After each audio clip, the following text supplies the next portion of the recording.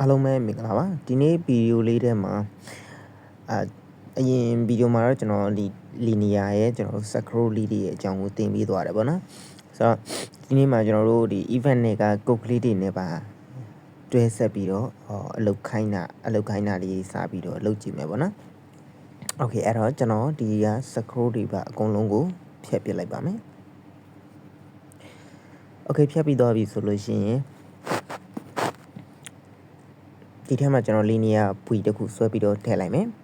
ပြီးတော့လို့ရှိရင်သူရဲ့ဒီဘေးတောင်လေးမှာပဲဖြစ်နေတဲ့အတွက် screen ကိုအပြည့်ယူထားလိုက်မယ်အဲ့တော့ဒီကျွန်တော်တို့ schedule က2မျိုးရှိတယ်ပေါ့နော်အခုဒီကျွန်တော် Telegram channel မှာလည်းကျွန်တော် download ဆွဲခိုင်းထားတဲ့version တစ်ခုရှိတယ်ပေါ့နော်အဲ့ဒီ version ကတော့ဒီ version ပဲဖြစ်ပါတယ်ဆိုတော့ကျွန်တော်တို့အခုဒီ version နဲ့ပဲနောက်ဗီဒီယိုတွေမှာလည်းဆက်ပြီးတော့သင်ပေးသွားမယ်တကယ်တော့အထက်ထဲမှာပါတဲ့ပုံစံတွေကအကုန်လုံးကတော့အတူတူဘာမှတော့ကွဲပြားခြားနာတာတော့အထူးတလဲကြီးတော့မရှိပါဘူးအဲ့တော့ကျွန်တော်ဒီပါတွေပြောင်းသွားမလဲဆိုလို့ရှိရင်အခုမြင်နေရတဲ့ပုံစံပေါ့နော်သူရဲ့ software တွေကပုံစံလေးပြောင်းသွားလိမ့်မယ်အဲ့ဒါပါပဲဆိုတော့ဒီထက်မှာဆိုလို့ရှိရင်လေအခု linear လေးကဒီမှာဆိုလို့ရှိရင် down လေးမှာကတ်နေတယ်အဲ့တော့ကျွန်တော်သူ့ရဲ့ weight ကို match ပါတန်သွားပြီးထားလိုက်မယ်ပေါ့နော်ဒါမနေ့ကဗီဒီယိုကြည့်ထားတဲ့လူတွေဆိုလို့ရှိရင်တော့သိလိမ့်မယ် Okay ဒါဆိုရင်ဒါ screen ကအပြည့်ဖြစ်သွားပြီ Okay အပြည့်ဖြစ်သွားပြီဆိုလို့ရှိရင်ကျွန်တော်ဒီနေ့ကဘာလေးလုပ်ပြမလဲဆိုလို့ရှိရင် test view လေးကိုအချိန်နဲ့တတ်မှတ်ပြီးခိုင်းမယ်အနေထားတတ်မှတ်ပြီးခိုင်းတဲ့ပုံစံလေးလုပ်ပေးမယ်ပေါ့နော် Okay အဲ့တော့ကျွန်တော် test view ဆိုတာက view ထဲမှာရှိပါတယ်view ထဲကကျွန်တော်ဒီ test view ဆိုတာလေးကိုဆွဲထည့်လိုက်မယ် Okay နောက်ထပ်ဒီနေ့ထပ်ပြီးတော့ပြောပြပေးမှာအခုဒီ test view ကိုကျွန်တော်ကဘယ်ထဲကိုထည့်ထားလဲဆိုရင်linear 2ဆိုတဲ့ ID နဲ့ဒီ linear ပွီထဲကိုကျွန်တော်ဆွဲထည့်ထားတာပေါ့နော် Okay အဲ့တော့ linear ပွီထဲမှာ test view လေးကရောက်နေတယ်ဆိုတော့ဒီ test view ရဲ့ site ကလေးက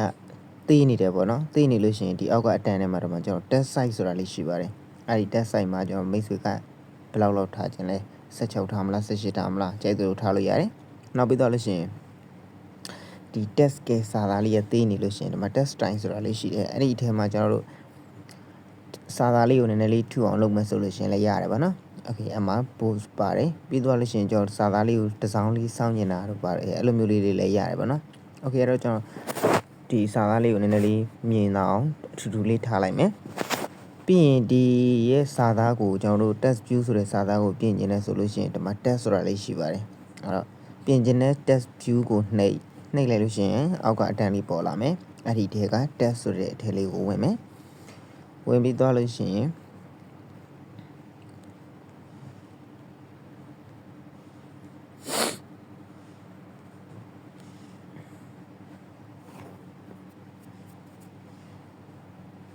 Okay ဒီမှာ welcome to ဆိုပြီးတော့ရေးထားလိုက်မယ်ပေါ့နော်လောလောဆယ်ဒီလောက်ဒီပဲရေးထားမယ်ပြီးတော့ရင်နောက်တစ်ခုကျွန်တော်ပြချင်တာကအခုဒါကကျွန်တော်တို့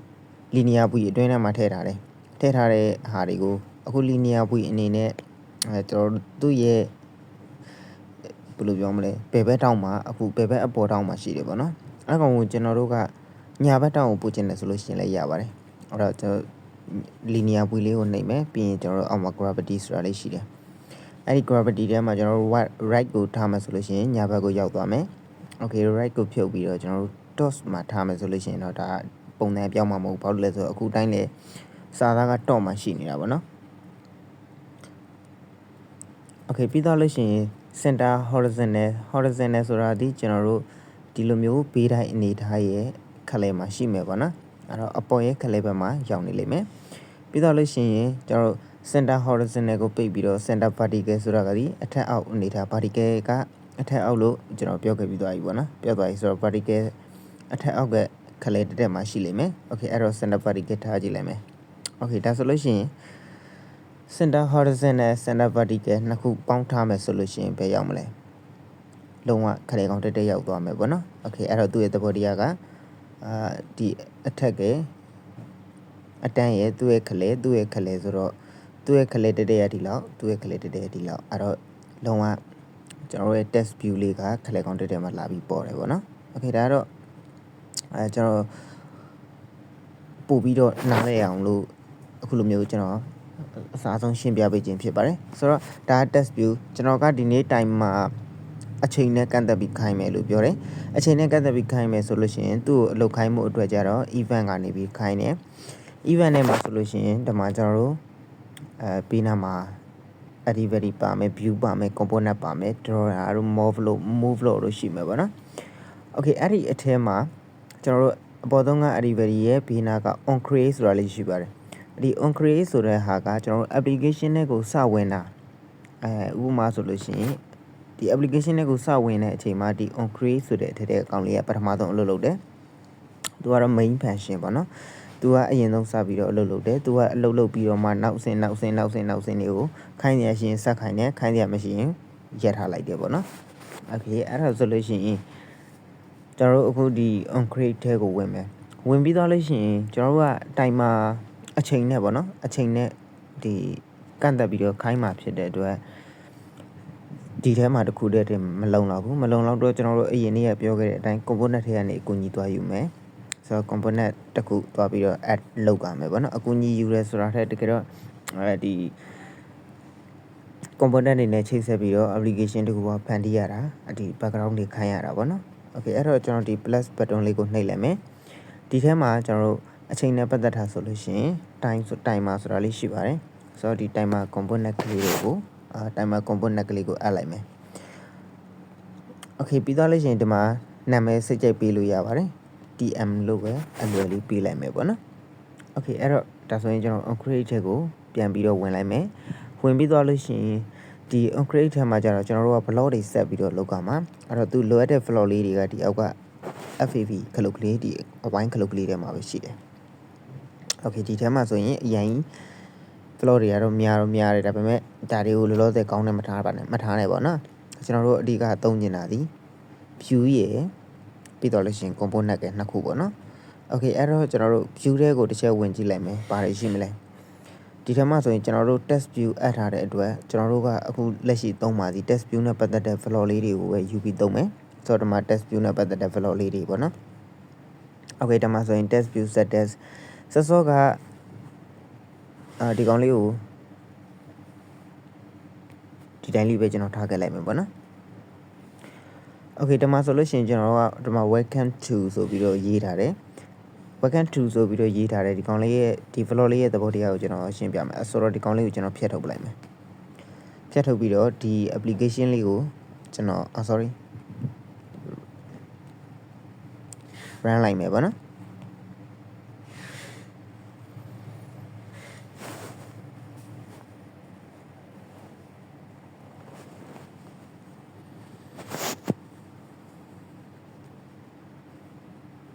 okay ရလာပြီဆိုရင်တခါတည်း install တင်ပြီးတော့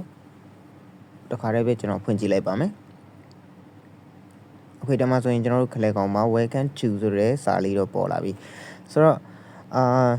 စောကကျွန်တော်တို့ဒီ test view set test ဆိုတဲ့ flow လေးကိုကျွန်တော်တို့ဒီ on create ထဲမှာလာပြီးတော့ထည့်သုံးကြည့်မယ် test ဒီ view တွေကိုဝင်ပါမယ်ကျွန်တော်တို့က view test view က view တွေကဖြစ်တဲ့အတွက် view တွေကိုဝင်မယ်ဝင်ပြီးတော့လို့ရှိရင်အပေါ်လေးကိုဆွတ်တင်မယ်ဆွတ်တင်ပြီးဒီမှာကျွန်တော် test view set test ဆိုတဲ့ flow လေးကိုဆွတ်ထည့်လိုက်မယ်ဆွတ်ထည့်ပြီးရင်ဒီနေရာမှာမိတ်ဆွေတို့စပြီးတော့သုံးမဲ့လူတွေဆိုလို့ရှိရင်ဒီ test view ဆိုတဲ့နေရာလေးမှာselect ပေးရမှာဒီကျွန်တော်တို့က test view 1သူ့ရဲ့ ID လေးနဲ့သတ်မှတ်ပေးရမှာပေါ့နော်ဒီ ID ကိုကျတော့ကျွန်တော်တို့ဒီမှာ login မ select သေးဘူးဗျမ select သေးဘူးပို့ပြီးနားလဲအောင်လို့ကျွန်တော်ပြောပြပေးမယ်ဒီ test view ကိုပေါ်သိချင်တာဆိုရင် edit test view ကိုတစ်ချက်နှိပ်ကြည့်လိုက်ပါနှိပ်ကြည့်လိုက်လို့ရှိရင်ဒီမှာကျွန်တော်တို့ test view 1ဆိုတဲ့ ID လေးပေါ်တယ်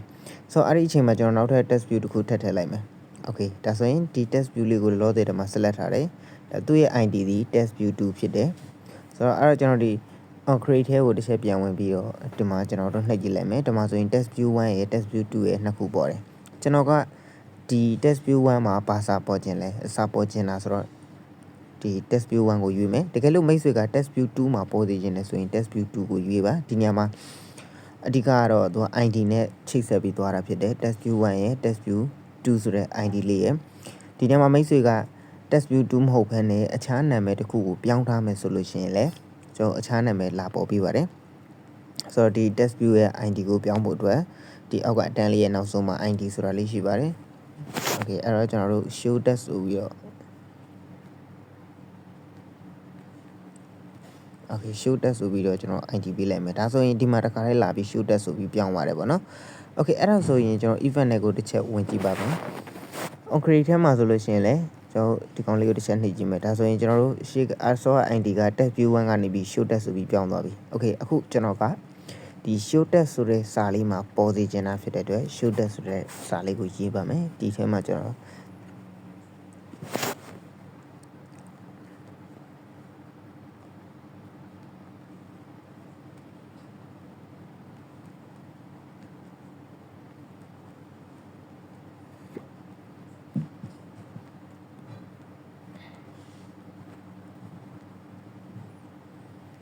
okay ဒီမှာဆိုရင်ကျွန်တော် welcome to my YouTube channel ဆိုပြီးတော့ရေးထားတယ်ဒါပေမဲ့ဒီရှေ့မှာကျွန်တော် welcome to ဆိုတာ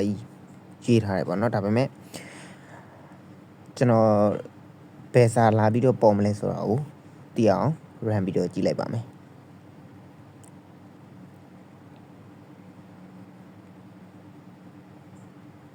okay ဒါမှဆိုရင် welcome to my YouTube channel ဆိုတဲ့စာပဲပေါ်တယ်ဒါမိတ်ဆွေတို့သိအောင်လို့ကျွန်တော်တက်တက်မဲ့လုပ်ပြပေးခြင်းဖြစ်တယ်ပေါ့နော်ဒါဥပမာဒီရှင်းမှာကျွန်တော်ရေးထားတဲ့သဘောကနောက်က Java နဲ့မခိုင်းထားဘူးဆိုလို့ရှိရင်လုံးဝသူကဒီမှာဒီ Java နဲ့မခိုင်းထားဘူးဆိုရင် test view မှာရေးထားတဲ့စာပဲပေါ်တယ်တကယ်လို့ကျွန်တော်တို့ဒီနောက်ကဒီကုတ်ထဲမှာဒီကုတ်နဲ့သွားပြီးတော့ခိုင်းထားတယ်ဆိုလို့ရှိရင်เนาะရှေ့မှာရေးထားတဲ့စာပျောက်ပြီးတော့ဒီထဲမှာကျွန်တော်တို့ခိုင်းထားတဲ့ position နဲ့စာပဲလာပြီးတော့ပေါ်ပါတယ်ဆိုတော့ဒီပြောမယ်ဆိုလို့ရှိရင်ကျွန်တော်တို့စာတွေကိုအလွယ်တကူလှမ်းပြီးတော့အချိန်ပြောင်းလုပ်လို့ရအောင်ကုတ်နဲ့အဲ့လိုလုပ်ထားတာပေါ့နော် okay ဒါဆိုလို့ရှိရင်ကျွန်တော်တို့ဒီ show test မှာစောစောကကျွန်တော်တို့က component ကလေးတစ်ခုအပ်ထားတယ်အဲ့တော့ကျွန်တော်တို့ component ဆိုတဲ့အထက်လေးကိုဝင်လိုက်ပဲ component ထဲမှာကျွန်တော်ကဘာ component ကိုအပ်ထားလဲဆိုရင် timer component ကလေးကိုအပ်ထားတယ် timer component ထဲမှာဆိုလို့ရှိရင်ဒီမှာကျွန်တော်တို့နှစ်မျိုးရှိပါတယ်ပြီးရင်ကျွန်တော်တို့အောက်ကဒီက cancel လုပ်တဲ့ဟာလေးပေါ့နော်ဒါအချိန်ကိုပြန်ပြီးတော့ cancel လုပ်တဲ့ဟာလေးဒီ timer component ကဒီမှာဆိုရင် timer after ms က after ms for every ms ဆိုတာလေးနှစ်ခုရှိပါတယ်ဒီနှစ်ခုရဲ့ကွာခြားချက်ကလေးကိုကျွန်တော်ပြောပြပေးပါမယ်ဒီပထမဆုံးတစ်ခုကကြတော့ after ms ဆိုတာဒီနောက်က ms ဆိုတာဒီ millisecond okay millisecond เนาะ after ms millisecond ပြီးတဲ့အချိန်ပေါ့နော်ဥပမာကျွန်တော်တို့က millisecond နဲ့မှာ1000လို့သတ်မှတ်ထားလို့ရှိရင်1000 millisecond ပြီးတဲ့အချိန်မှာဒီအောက်ကခွင်းထဲမှာခိုင်းထားမယ်အလုပ်ကလေးကိုလာလုပ်မယ် okay အဲ့တော့ကျွန်တော်ဒီကောင်လေးကို coffee ယူလိုက်မယ်နော် test view လေးကို coffee ယူလိုက်မယ်နှစ်ခုဖြစ်သွားပြီ okay ပြီးတော့ရင်ကျွန်တော်တို့က timer tm ဆိုတာလေးကိုလာပြီးတော့ select လုပ်ပေးရပါမယ်မိတ်ဆွေတို့အနေနဲ့မှာသတိထားမှာအကောင့်လေးတွေ select လုပ်ဖို့မေ့သွားခဲ့လို့ရှိရင်ကျွန်တော်တို့ software က error တက်တာတို့အလုပ်မလုပ်တာတို့အဲ့လိုမျိုးတွေရှိတယ်ပေါ့နော် okay အဲ့တော့ ms ဆိုတာဒီ millisecond နဲ့ second နဲ့ဆိုလို့ရှိရင်1000 millisecond မှာ1000 ms မှာ 1s တစ်စက္ကန့်ရှိပါတယ်1000 millisecond နဲ့တစ်စက္ကန့်နဲ့ညီမျှတယ်တကယ်လို့ကျွန်တော်တို့က2စက္ကန့်အချိန်2စက္ကန့်ပြည့်ရင်ဘယ်လုပ်ကိုလုပ်အချိန်3စက္ကန့်ပြည့်ရင်ဘယ်လုပ်ကိုလုပ်ဆိုပြီးခိုင်းနေတယ်ဆိုရင်အခုလိုမျိုးတွက်ပြီးလုပ်လို့ရတယ်တစ်စက္ကန့်ဆိုရင်1000 ms 1000 ms စီတစ်စက္ကန့်နဲ့ညီတယ်ဆိုတော့ကျွန်တော်3000 လောက်လုပ်လိုက်မယ်3000 ms 3စက္ကန့်ပြည့်တဲ့အချိန်မှာကျွန်တော်ဒီထဲကစာလေးကို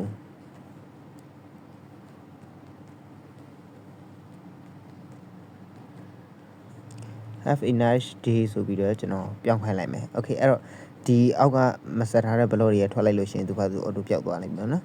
okay ပြီးသွားရင်ဒီကောင်လေးကိုကျွန်တော်တစ်ချက် run ကြည့်လိုက်မယ်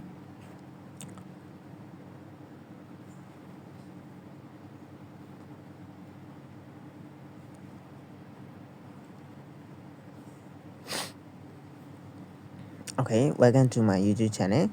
3စက္ကန့်ပြည့်လို့ရှိရင် have a nice day ဆိုပြီးတော့အခုလိုမျိုးစာလေးပြောင်းသွားတယ် okay ဒါဆိုလို့ရှိရင်ကျွန်တော်ကဒီစာကိုအခုလိုမျိုးဒီတက်တက်မှတ်တယ်မထားခြင်းဘူးပေါ့ဗျာမထားခြင်းဘူးတရောက်လျှောက်ထက်ခါအလုပ်လုပ်နေစေခြင်းနဲ့ဆိုလို့ရှိရင်ကျွန်တော်ဒီ after ms for every ms ဆိုတာလေးရှိတယ် ဒီ1000စက္ကန့်ပြီးတဲ့အချိန်မှာဒါ after ms ရှိရဲ့ဒီ after ms ဆိုတာလေးကအတူတူပဲပေါ့နော်ဒါပထမဟာနဲ့အတူတူပဲပြီးတော့ရင် every ms 1000စက္ကန့်ပြီးတော့နောက်ထပ်ဘယ်2စက္ကန့်လဲဘယ်2စက္ကန့်လဲsorry ဒီမှာဆိုရင်ကျွန်တော်2000ထားလိုက်မယ်နော်2000စက္ကန့်ပြီးတဲ့အချိန်မှာပြီးတော့ရင်ဒီကောင်လေးကိုအလုပ်လုပ်ဒီလိုမျိုးပေါ့နော်ပြီးတော့ရလို့ရှိရင်သူကတကယ်လို့နောက်ထပ်ကျွန်တော်တို့ every ms နောက်ထပ်ဘယ်လောက်စက္ကန့်ပြည့်တဲ့အချိန်မှာဒီအလုပ်ကိုပြန်လုပ်ဆိုပြီးတော့ထပ်ခါဆက်ခိုင်းတာဒါကတော့တစ်ခါပဲခိုင်းတာဒီကောင်ကကြတော့ဒီသူ့ကိုကျွန်တော်တို့ကနေပြီးတော့ cancel မလုပ်မချင်းဆက်ပြီးတော့ခိုင်းနေမှာအဲ့ဒီလိုသဘောမျိုးလေးရတယ်ဆိုတော့ဒီကောင်လေးထဲမှာကျွန်တော်က test view လေးတွေထည့်ထားမယ် sorry test view လေးတွေထည့်ထားမယ်တော့ဖြစ်ပါတယ် okay အဲ့တော့ဒီဘလော်လေးနှစ်ခုရဲ့ကွာရှားပုံလေးကိုကျွန်တော်အသေးချာလေးရှင်းပြပေးမယ်ဆိုတော့ဒီမှာဆိုလို့ရှိရင် timer component တစ်ခုတည်းမှာပဲကျွန်တော်တို့အခုလိုမျိုးဘလော်လေးနှစ်ခုပါတယ်နှစ်ခုပါတဲ့အထက်မှာဒီပထမတစ်ခုကကြတော့ကျွန်တော်တို့တစ်ချိန်တစ်ခါပဲအလုပ်လုပ်တယ်တကယ်လို့မြန်ကျွန်တော်တို့ဒီ test view ကအဲ့လိုမျိုး average တွေအများကြီးခဏဖြစ်နေတဲ့ data တွေကိုပြခြင်းနဲ့ဆိုလို့ရှိရင် timer ms for every ms ဆိုတာလေးကိုသုံးတယ်ဒီအောက်ဆုံးကဘယ်လိုလေးကြားလို့ရှိရင်တော့ကျွန်တော်တို့ဒီရပ်လုံးပေါ့နော်လုံးရပ်ပလိုက်တဲ့နေရာမှာအခုဒီ timer component ကိုအလုံးမလောက်ခိုင်းတော့ဘူးလုံးတီးကနေရပ်ပလိုက်တယ်ပေါ့နော်အဲ့လိုရပ်တဲ့နေရာမှာသုံးပါတယ်ဆိုတော့အခုဒီမှာဆိုလို့ရှိရင်ဒီ after ms for every ms ကိုပြရင်ကျွန်တော် move law တွေပါယူပြီးဒီကျွန်တော်မှာ data အသေးဖြစ်နေတယ်ပေါ့နော် move law တွေပါယူပြီးပြခြင်းတော့ရတယ်ဒါပေမဲ့အရင်ရှုပ်သွားမှာဆိုလို့ဒီလောလောဆယ်ဒီနေ့ကကျတော့ဒီ timer component တစ်ခုတည်း timer ရဲ့ after ms ဆိုတဲ့တစ်ခုတည်းကိုပဲကျွန်တော်ပြပေးသွားလိုက်မယ်ပေါ့နော် okay နောက်နေ့ဗီဒီယိုထဲမှာဆိုရင်ဒီ after ms for every ms ဆိုတာလေးကိုကျွန်တော်နိုင်နဲ့တွဲပြီးတော့ပြပေးပါမယ်နိုင်ဆိုတာလည်းကျွန်တော်တို့စက္ကန့်ကအချိန်တိုင်းသွားနေတယ်ပေါ့နော်ဆိုတော့အများနဲ့ average ဖြစ်နေတဲ့အတွက်ကျွန်တော်ဒီနိုင်နဲ့တွဲပြီးတော့ဒီကောင်လေးကိုပြပေးပါမယ်ဆိုတော့ဒီနေ့ဗီဒီယိုလေးကတော့ဒီလောက်ပါပဲအားလုံးကိုကျေးဇူးတင်ပါတယ်